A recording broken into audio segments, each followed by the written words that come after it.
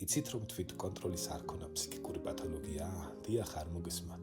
თუ საკუთარი ფიქრებისა და სრულების მართვა არ შეგიძლია, შენ ავად ხარ და სასწრაფო მკურნალობა გჭირდება. გონია თავისუფალი ხარ?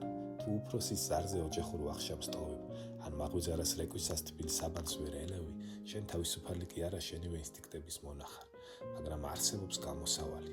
წარმოიდგინე სქელი ელექტროსადენი.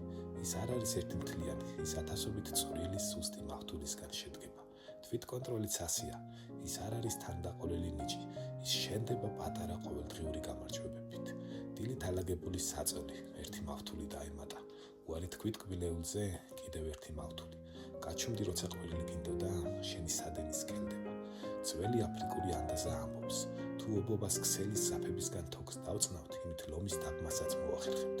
დისციპლინა არ არის ციხე, დისციპლინა თავისუფლების სასახლის საძირკველია. დამეწერე კომენტარებში ძალა თუ მზად ხარ დღეიდან საკუთარი ცხოვრების არქიტექტორი გახდე.